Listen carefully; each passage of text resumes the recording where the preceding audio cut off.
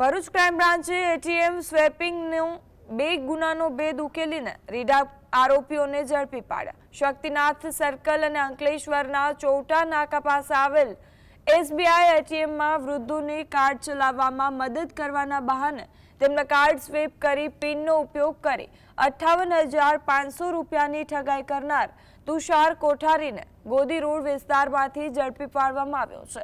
પોલીસે આરોપી પાસેથી રોકડા 7,400 રૂપિયા સહિતનો મુદ્દામાલ કબજે કર્યો છે। આરોપી વિરુદ્ધ ગુજરાત મહારાષ્ટ્રમાં 47 જેટલા ગુનાઓ નોંધાયેલા છે। ભરૂચ એલસીબીની ટીમે આરોપીને વધુ તપાસ માટે શહેર એ ડિવિઝન પોલીસ સ્ટેશનને સોંપ્યો છે।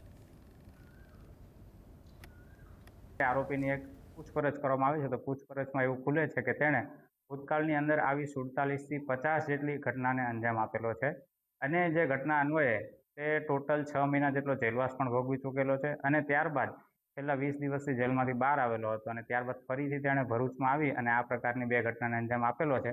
પરંતુ હાલ જે છે તે આરોપી અત્યારે પોલીસની અટકમાં છે।